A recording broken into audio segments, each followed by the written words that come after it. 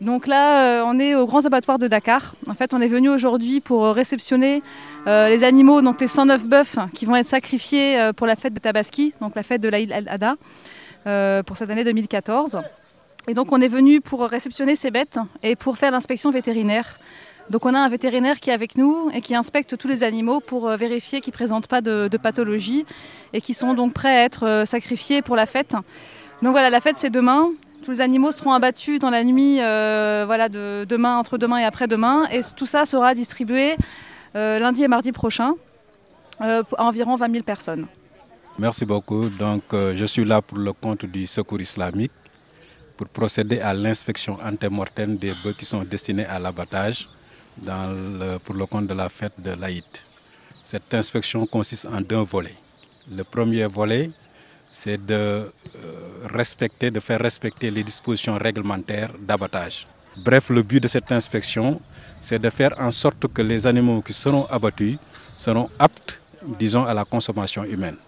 Et le deuxième volet d'inspection sera ce qu'on appelle l'inspection post-mortem, c'est-à-dire après l'abattage, qui consiste à une inspection beaucoup plus approfondie donc de la viande pour déterminer si oui ou non cette viande est apte à la consommation. Lorsqu'on a procédé à l'inspection, on s'est rendu compte que les animaux qui doivent être abattus sont aptes à l'abattage.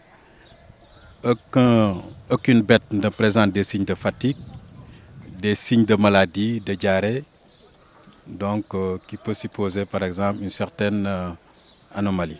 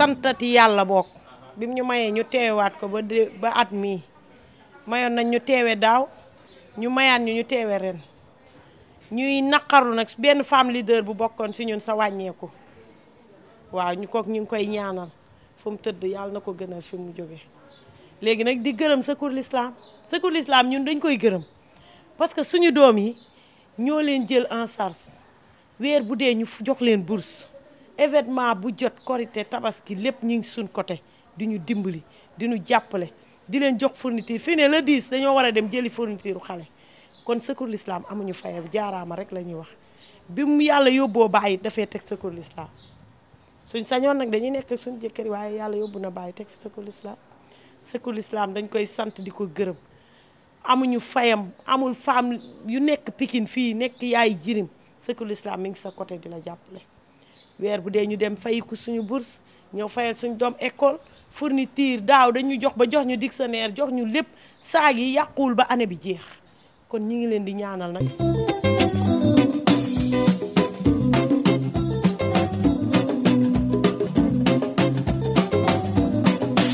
Tabaski jotee waaw ba nu ren di xar yo ba ñëpp ñaanal la keroog ci bis ba ku la tooñoon na ko baal.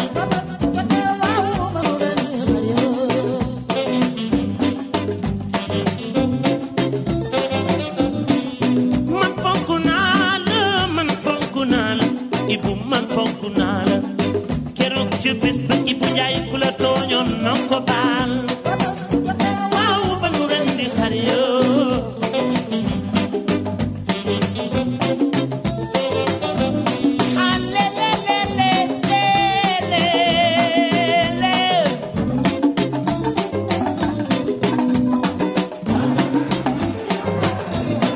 man dinaa wéy bés bi màgg naa man fonk naa la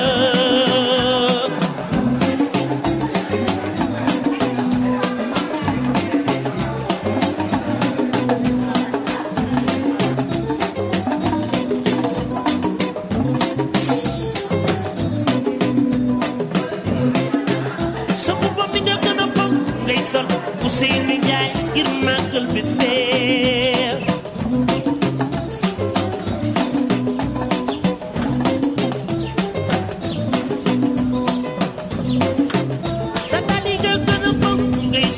Ousseynou Ndiaye ngir màggal bés bee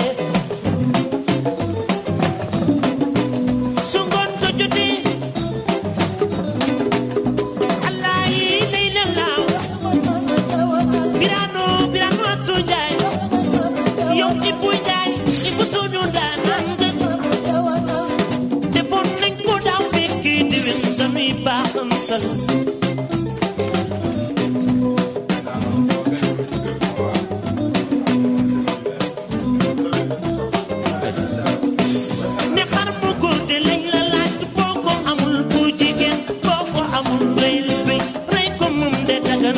xale yi jóg di ñaan yi ñëw na mag ña jóg di baalu ak loolu mooy li war ci bis buñ ko amee moo ci gën waaw ba nu ren di xar ya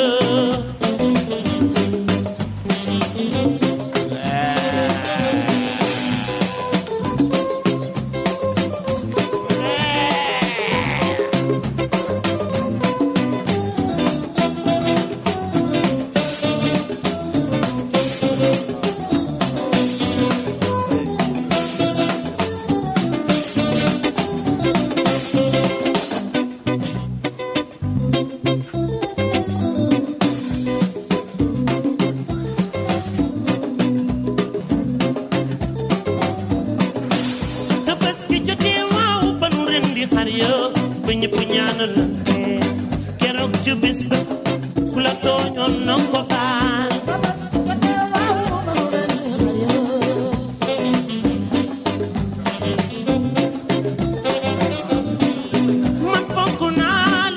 man fonk naa la Ibu man fonk naa la keroog ci bis ba Ibu Njaay ku la tooñoon na ko baal waaw ba nu ren di xar yo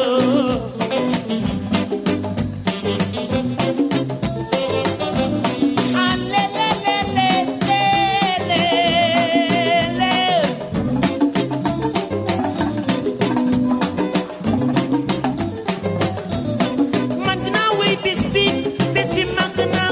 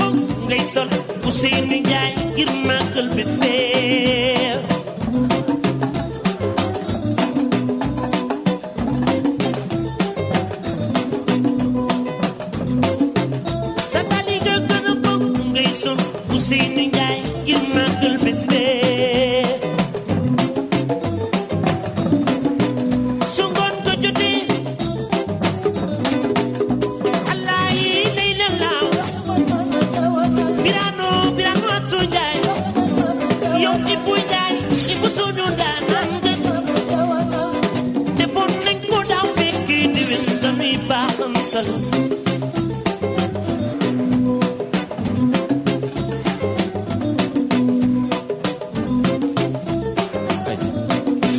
ne xar mu góor de lañ la laaj boo ko amul bu jigéen boo ko amul reyl bi rey ko moom de dagan na xale yi jóg di ñaani ñëw na mag ña jóg di baalu ak loolu mooy li war ci bis buñ ko amee moo ci gën waaw ba nu ren di xar ya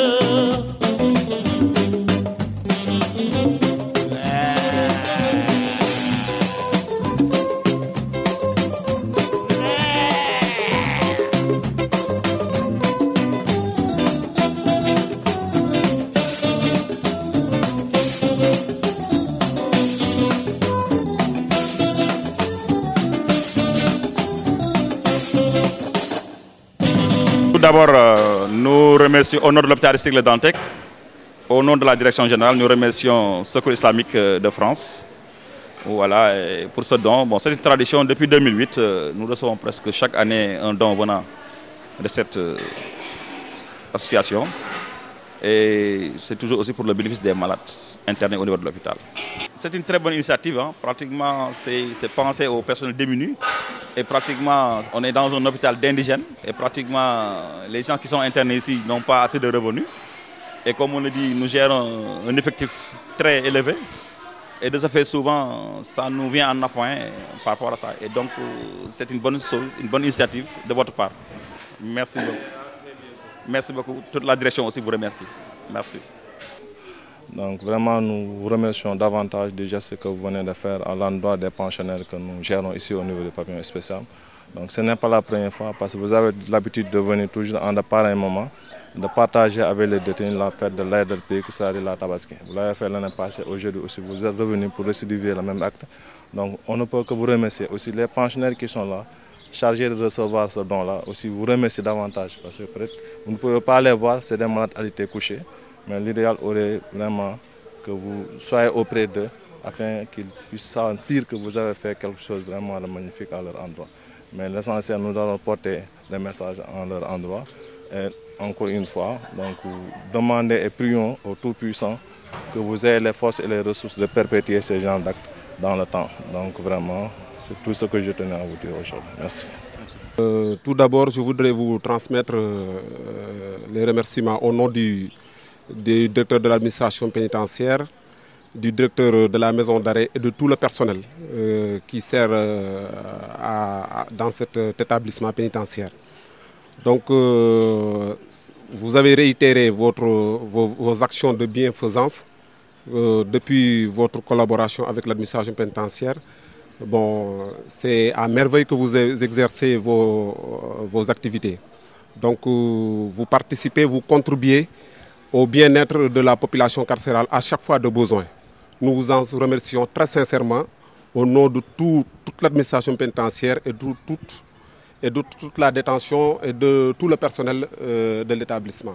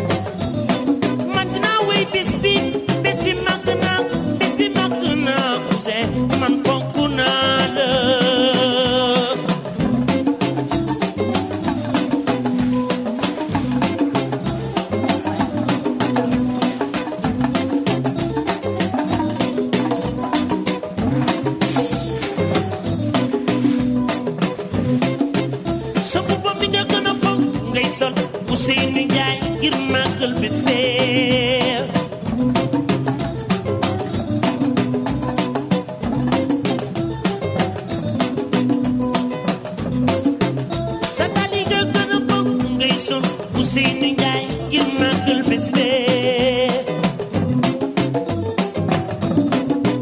su ngoon ko jotee Allah yi lay la laaw Birano Asu Ndiaye yow Ibou Ndiaye Ibou suñu daanaan defoon nañ ko daaw fekki diwén dañuy baaxantal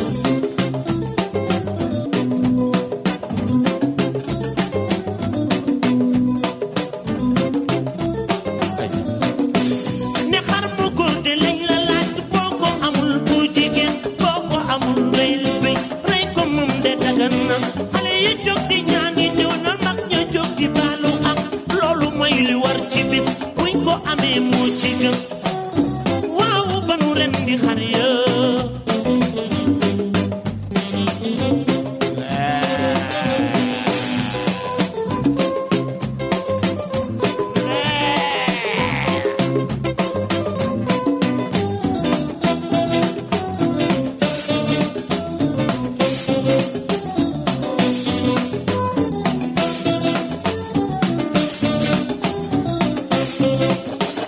Nous sommes très heureux ce soir de recevoir dans nos murs Secours Islamique France, qui est venu dans ses bagages un don très important qui va contribuer au développement de nos enfants. C'est un geste que nous saluons et que nous encourageons. Et au nom de la directrice du village, de la directrice nationale et de la présidente de l'association des villages d'enfants et sœurs, nous disons un grand merci à Secours Islamique France.